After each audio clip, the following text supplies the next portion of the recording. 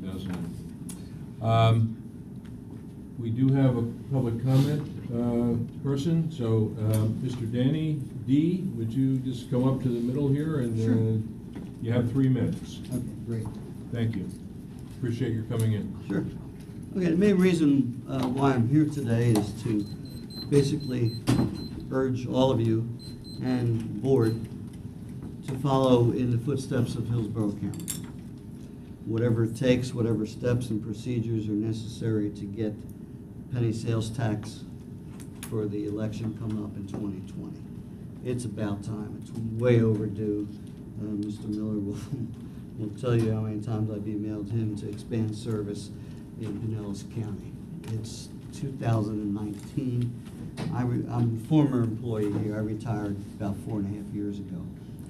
I remember in my 5th year, I remember hearing rumors that we were going to expand to Pasco County. So you realize how long ago that was.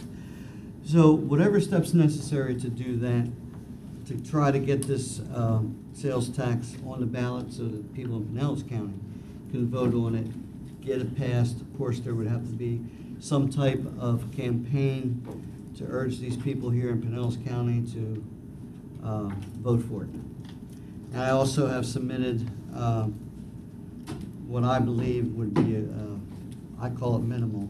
I'm originally from Philadelphia, worked for SEPTA for 7 years. And I was used to, you walk out the door, there's a bus there, subway, trains, etc. So I call this minimal expansion. Routes that I know that people use regularly, some of them were even my idea. So this would be a rough draft, minimal expansion. Probably could do more with the money that would come in from the sales tax. So I urge you, please try to get this on the ballot for the 2020 election and then have a massive campaign to try to get these people to understand mass transit. To me, it's nothing. I do ride the buses around here. So that's basically about it. Any questions? Any questions?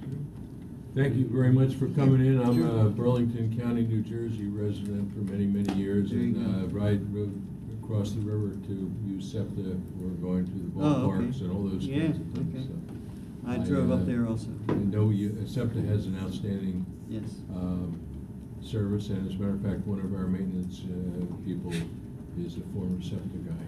Yeah, So people complain about that service, so you can imagine.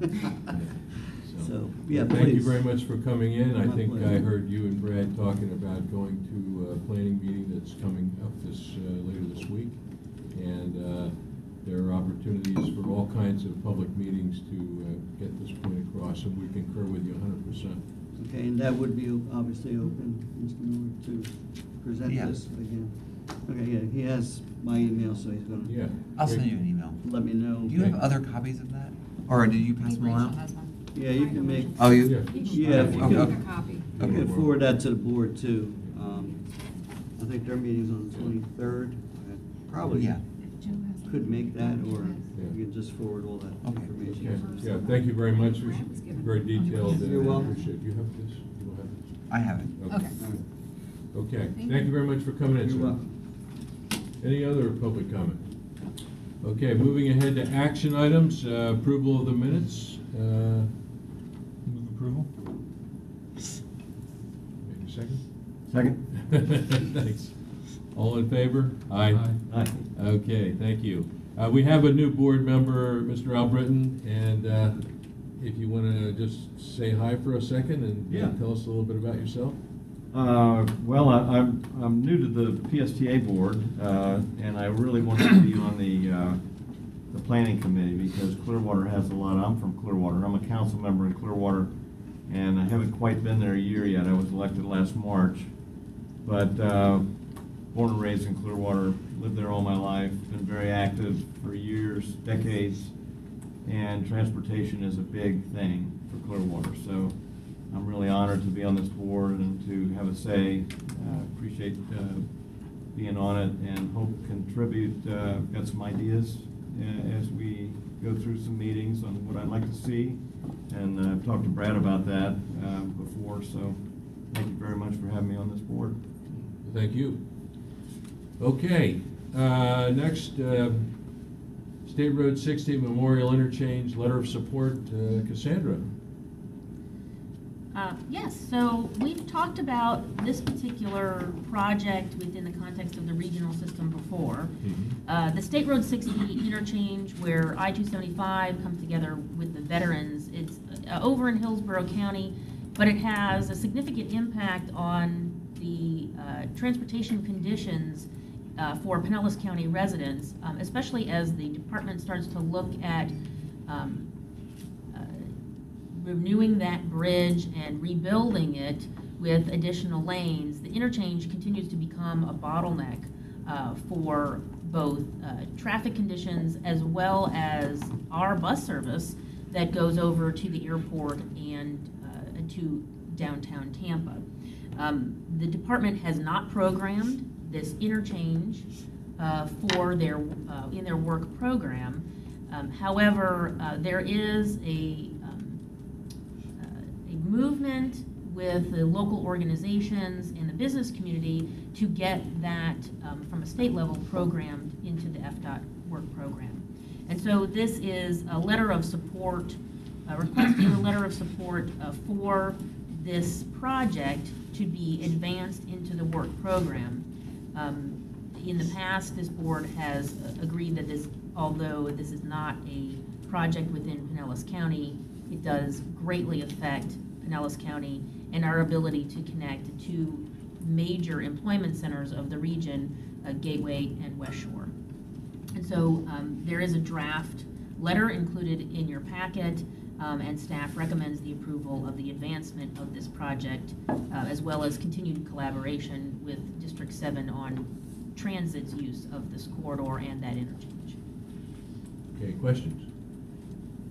You and I talked before. I'd suggest when you're going to bring this up to the board meeting next week, right? I'd suggest if you could put up that map that was in the presentation from last week, so everybody can visualize where it is. That's important because we need to know that it's an integral part of commuting and travel for Pinellas residents as well as Hillsborough residents. And so it's part of our overall goal to have the whole region be interconnected. So I think that would be helpful. Are you looking for a motion on this? Yes? Yes, to advance Okay, the board. all right. Do I hear a motion to propose this letter of support? So moved. Second. Okay, all in favor? Aye. Thank you very much. Passes unanimously. We all know how important this is, and so that's an important thing to consider. Okay. Last item on the action items is bus and paratransit adjustments. Right? So I'll go ahead. Yeah, that's the map right there. That's the one we're talking about, because you can visualize how important that is. Okay, I'm sorry, Brad. Yes, and speaking of that, the track committee of riders last night unanimously also supported the letter with some reluctance. Still approved it. They prefer that the $2 billion it's going to cost to build that interchange be spent 100% on transit in Pinellas County, but other than that, Yeah. they're okay with this being Okay. needed. So, as I was mentioning to Mr. Dalton, and as you know, there's a workshop hosted by Ford Pinellas on Friday morning over at St. Pete College Seminole campus, where the reason for the workshop is to have the elected officials of Pinellas County. It's going to be the PSTA board, Pinellas County Commission, the Ford Pinellas board, and the Mayor's Council are the elected officials that have been invited. And there's quite a bit of overlap in those different groups, but they are the key decision makers on transportation issues in our county. It's going to be a discussion of what funding might be available in the future to support road needs, bike needs, public transit needs, so that by this summer, the MPO can finalize its long-range transportation plan, which is the document that calls for what's going to happen over the next 30 years. In theory, obviously different things happen, but any project that ever gets funded has to be in the MPO's long-range transportation plan, and has to be approved, and there has to be funding to meet it. As you know, or those of you who have been on the PSTA board for some time know, PSTA has a solid level of reserves right now, but our forecasts show that we are going to be in a deficit situation in the coming years to support the existing level of service. This is an action item for your committee today to recommend sort of the worst case scenario of us starting down the road of cutting the service, cutting the lowest performing routes in our system by giving us authorization as staff to conduct public input, which we're required to do, public hearings on the routes that we're proposing to eliminate if there's no additional funding identified. The first step toward identifying that funding is this Friday. It's a workshop, and it's a big group, and there's going to be breakout sessions, so nothing definitive is going to be, no decisions are going to be made there, but our sense is that we'll get a sort of a flavor for what might go into the long-range plan, and whether or not there might be additional funding for transit. So Heather's going to kind of walk through the plans that we've been doing, and then the specific routes that we're looking that we might have to eliminate. And again, your action item is just to approve us to get input on these potential cuts. If the county or some other entity provides, we get the additional funding, then we wouldn't have to make the cuts. Good morning. So yes, thank you for the summary, Brad. So we've been, over the last year, really working hard to update our community bus plan, and it's a planning effort that we do about every 5 years, so that we can take a good look at our current riders, where they're going to and from, the demographics. We also analyze all of the data we collect on ridership and on-time performance and many other things. And we talk to the public and look at those public comments, and then we develop recommendations on how to improve services in the next 5 to 10 years, and it also gives us an opportunity to look at a vision for that longer 25-year period that the long-range transportation plan covers. And so it's being called Advantage Pinellas, and this is, the bus plan is really the transit component of that. That's what the long-range plan is being called. And we did intentionally co-brand that with the MPO so that we could talk to the public together about all the transportation needs in our community. So the premise behind the bus plan is that we would want to put more resources into our highest performing routes. We really need to get from 30-minute frequencies down to 15-minute all-day frequencies for more people to be able to use the services, for current riders for more trips, and for new riders to be able to walk out the door, as Mr. Dalton said, and know that the bus is going to be there. You don't have to worry about the schedule. You can do this in one of two ways, and this is what systems across the country are doing to improve ridership after years of decline. You can do this with additional funding and focus all of that funding into that kind of core network and frequent network. Or you can, if you do not have additional funding, take resources from low-performing routes by eliminating those routes and put those resources into your higher-performing routes. The problem with that second option is that the low-performing routes operate maybe every 60 minutes.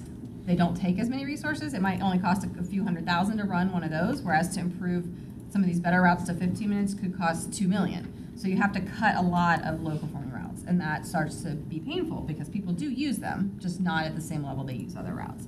So kind of those other systems across the country, many of them went into it saying we're going to do this in kind of a revenue-neutral way and just eliminate low-performing routes, but then they ended up, their community ended up saying, we would prefer to fund you with additional funding so that we don't have to cut so deep and we can still, become kind of more of a modern transit system with this high-performing, high-frequency network, and then also the first and last mile services like we're doing here with Direct Connect.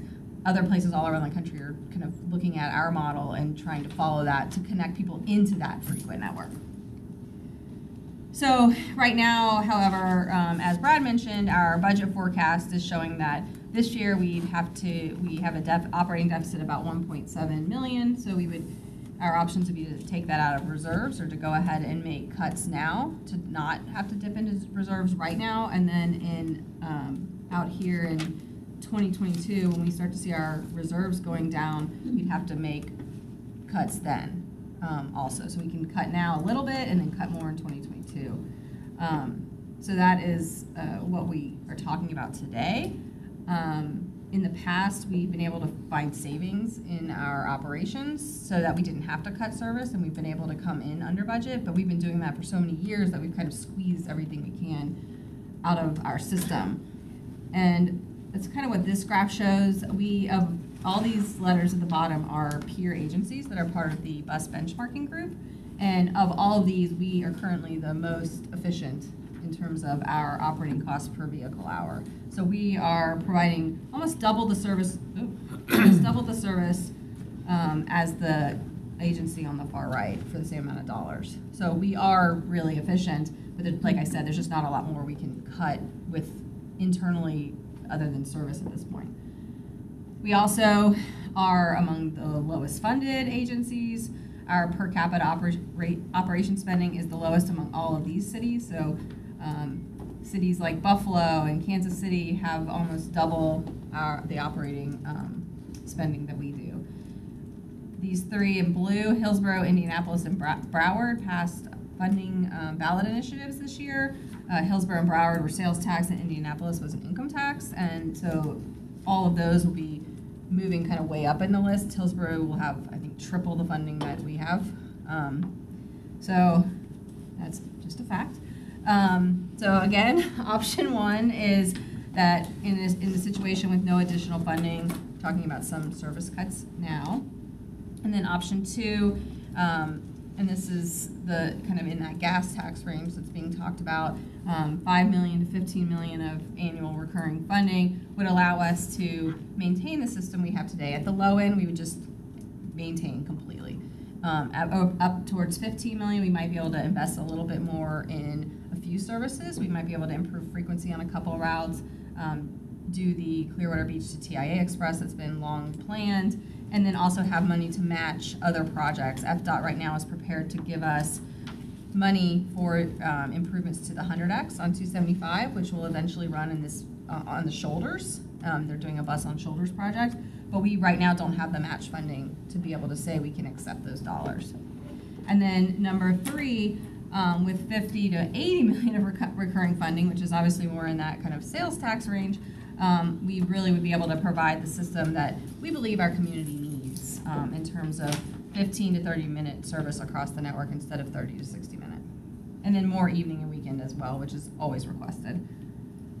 So the current proposed service cuts, should we kind of not get the feeling that we're gonna have any better funding outlook, would be to cut some paratransit service. There are two areas of our county that used to have bus service, and so we provided the ADA required 3/4 mile paratransit service. We cut the bus routes from those areas, but we continue to provide the ADA paratransit service. We don't have to, we're not required to. So we could cut that in Shore Acres in North County, and that would save us, a couple $100,000 maybe. And then we have some bus service cuts listed here. I'm going to start from the bottom because those really are our lowest performing routes. We have the Safety Harbor Connector. The problem with that, it's only about 2 passengers per revenue hour, 2 to 3, but it's the only service in Safety Harbor.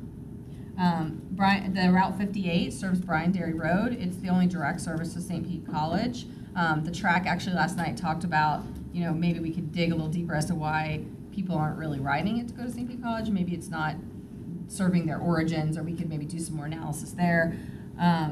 The Route 22, that was created a few years ago when we proposed cutting the routes 1 and 30.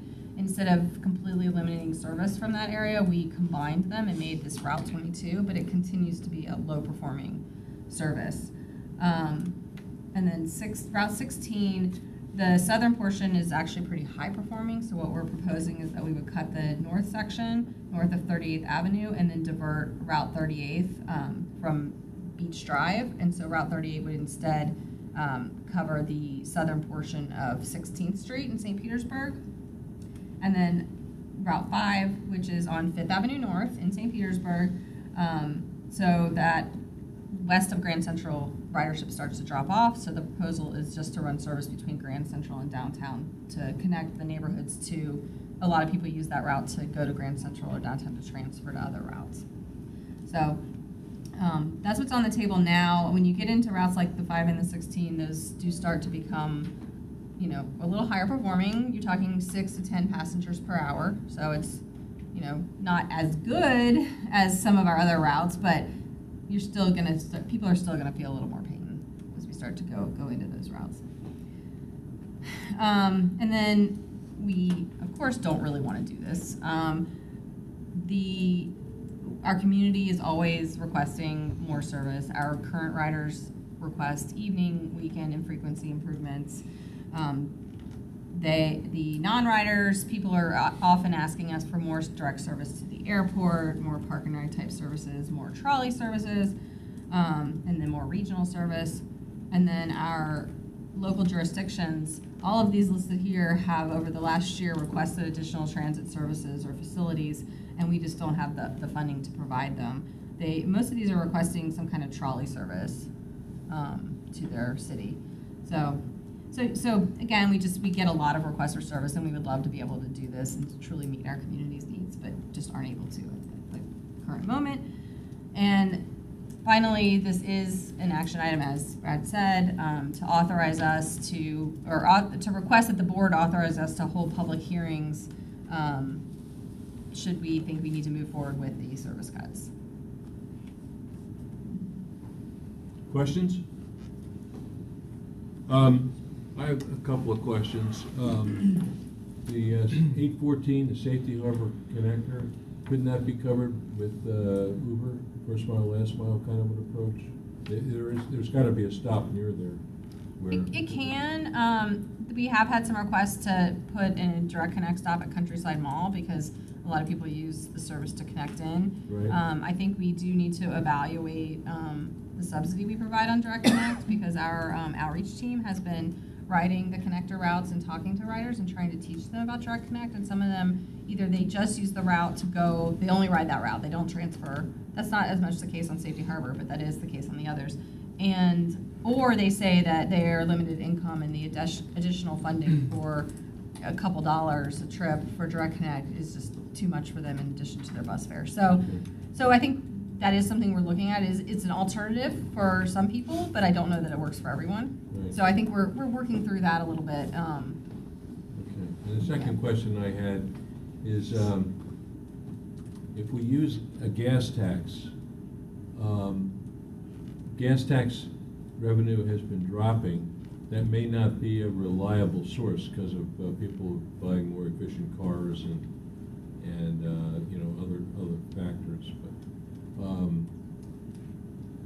we really need a guaranteed source, much like Hillsborough had, much like we were trying to get through Green Lake Pinellas.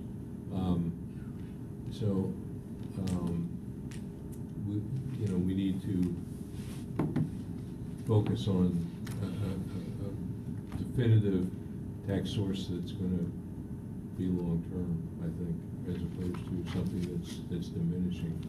That won't help us. It might help us get over the hump, but it won't help us long-term. And I'm sure our finance people have been working on that as well. So, any other comments? Yeah, Mr. Sherman? So the public hearings that you want to hold will reference these specific cuts? Okay, so just those lines. Have we also done any sort of analysis or review of development along those lines? Building permits, changes in population density that are planned? Several of those corridors are in the process of changing.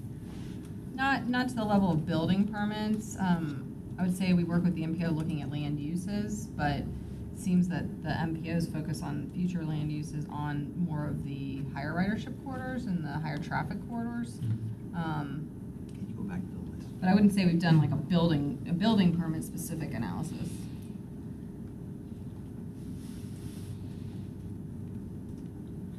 I know that St. Pete has a lot of their focus on 4th Street corridor for redevelopment and density. Right. Were you thinking of, were you knowledgeable about some? No, just, well, I know, you know, there's, and part of this is gonna be served by the BRT, the Central Avenue Trolley, but the work that's being done on the west side of St. Pete around Central and First, which, and starting to see some development tying up going north into that Fifth Avenue area, but it's not quite there yet, but the city's just starting to work on that. Obviously, you also know that bus routes can go away and they can also come Correct. back, so it's not a permanent thing.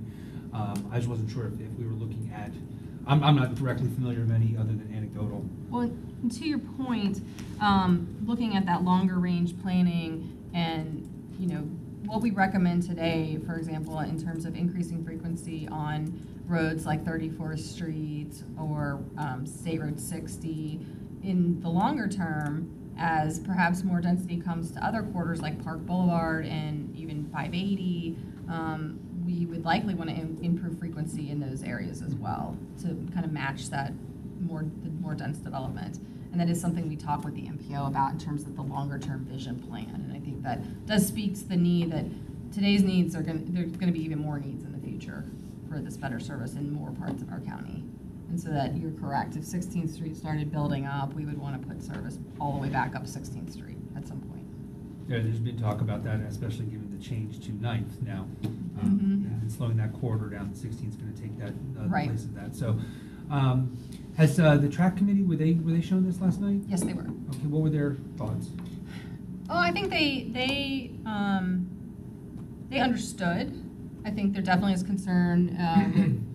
You know, a little bit of the Route 5. One of our track riders does ride the Route 5, and she did acknowledge that there's less ridership in that portion. The Route 7, which runs on 7th Avenue North, is a couple blocks away, and it's a potential alternative.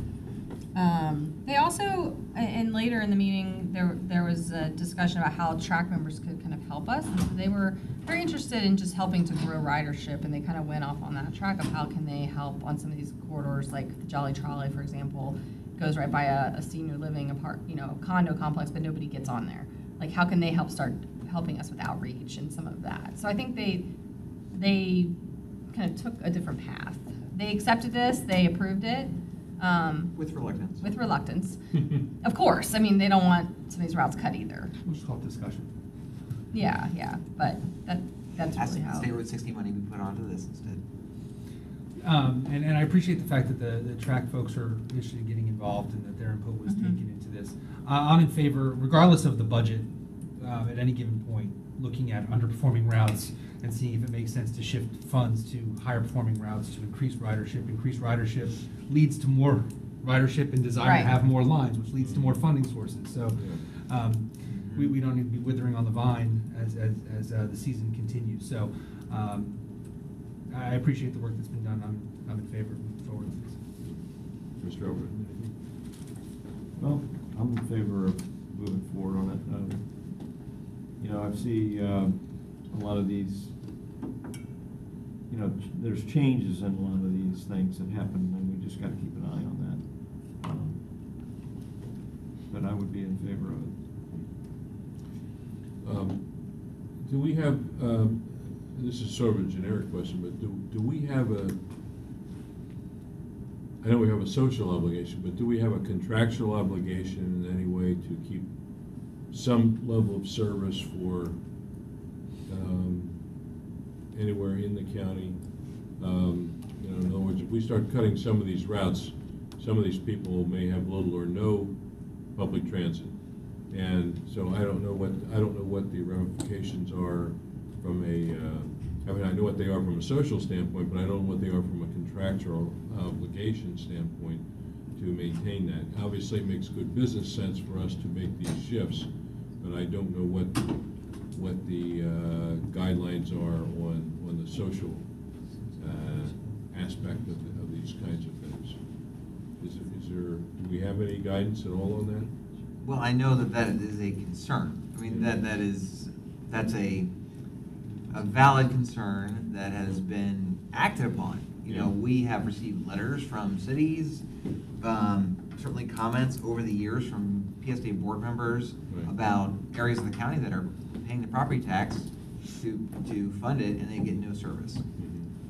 No regular Inadequate level of service. bus service. Yeah. They do get direct connect Mhm. service Right. throughout the county, and most areas of the county, although we're proposing to eliminate some, get paratransit service.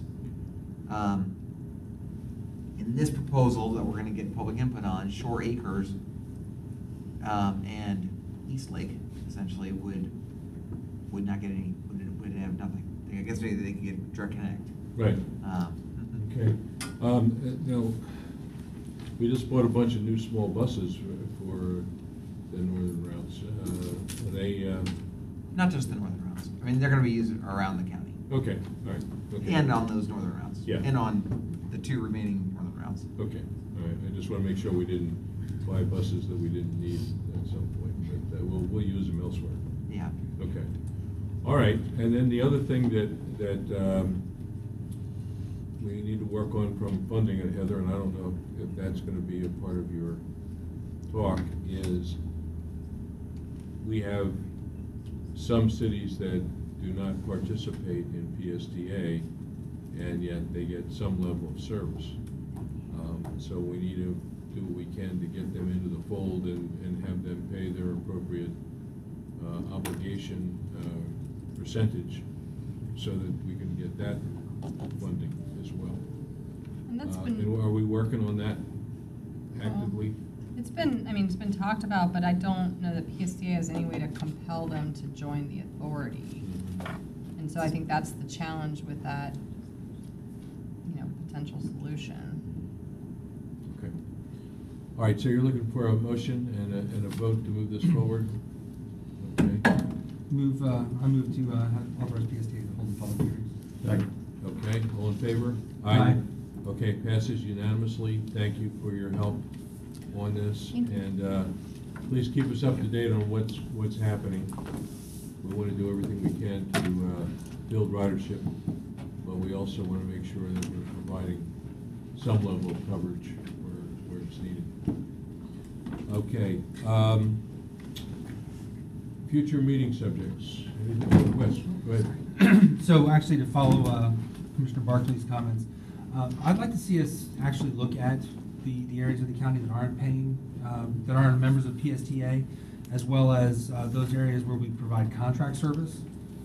So, in particular, St. Pete Beach, where we provide service, they pay a fee for that service, but they are not members of PSTA. To really get an understanding of what we're providing, what they're getting, and what they're paying, and making sure that it's a fair representation of costs and service levels in the future. I think it's been a conversation we keep kind of dancing around a lot and bringing up, but I think it makes sense at some point here in the very near future to say, this is who gets service, this is who pays for service, this is what and how the costs break down. As a presentation on, just for information, I think any good plan starts with information.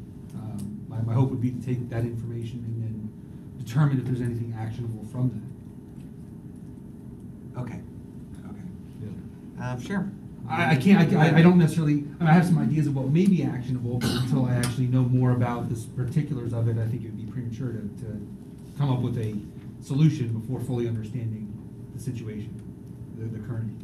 Right, as Heather said, I just, and it was Commissioner Barclay's comment, there's really there's no staff work being done at PSTA on compelling or asking or begging further begging of the 5 cities to join PSTA. But we have the information. There's also, without that work being done, though, there's a lack of awareness outside of this building of that situation exists.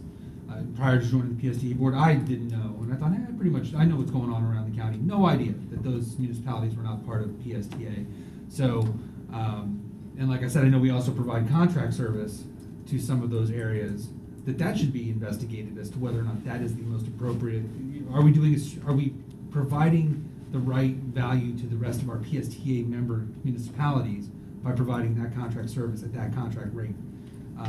Or does it make sense to when that comes up for a renegotiation, alter that? And that starts with understanding where we currently are. Okay, sure. That's a good Other future. Oh, yes, sir. Well, I was just gonna also reiterate what you were saying, because there's a lot of these communities that really have advantage of PSTA going through there, and their citizens, you know, have the service, but they're not part of it. So I think it does start with information. Let's look at it, and maybe we can get it out by other means, by, you know, maybe through the mayor's lunches or something, to say, hey, you know, if I know what that specific ridership is or how they're taking advantage of it, then I can spread the word too, and maybe get them interested in participating.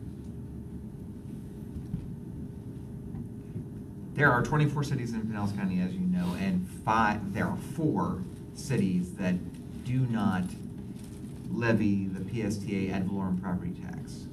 4 of the 24. It takes a referendum by the citizens of those cities to start levying the PSTA ad valorem in those cities. And But it would start here with the information. I'd like to know it, so I could probably start putting, at least getting the information disseminated out Sure. to those other communities and say, hey, you know, there is an advantage on this, and maybe you should join. And see if we can get some of the people interested in maybe thinking about it. we will provide that information to see if we can Good. move the needle on it.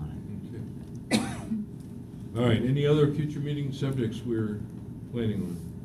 We'll have updates on both the Central Avenue BRT and the recent activities that have gone on, moving the potential for a new Clearwater facility, Clearwater Park Street, where we currently have our Right. transit center on Park Street, possibly to Myrtle and Court. Where are they?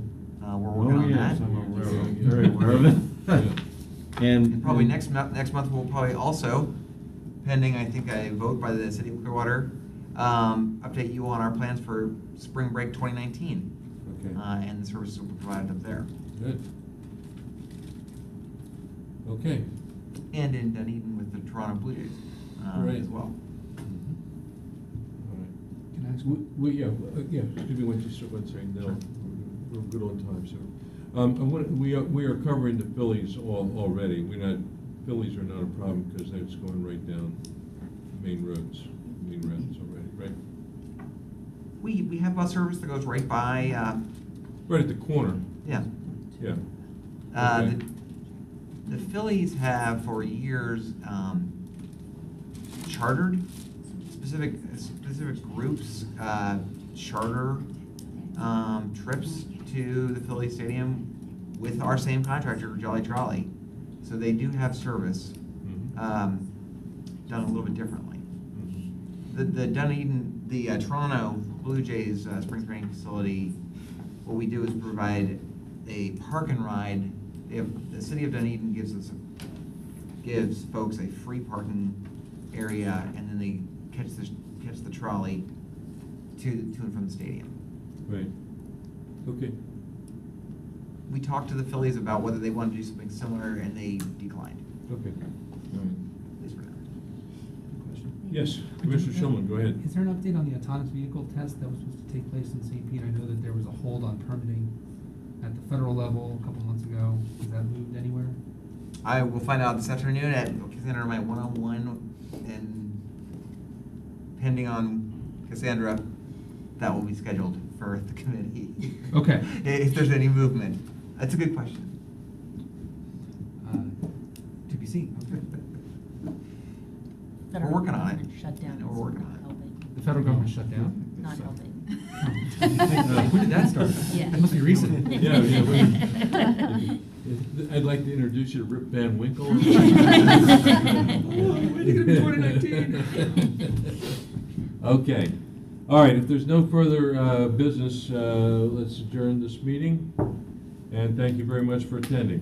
And thank you very much for Commissioner Albritton for being in our first meeting. Have you been in other meetings?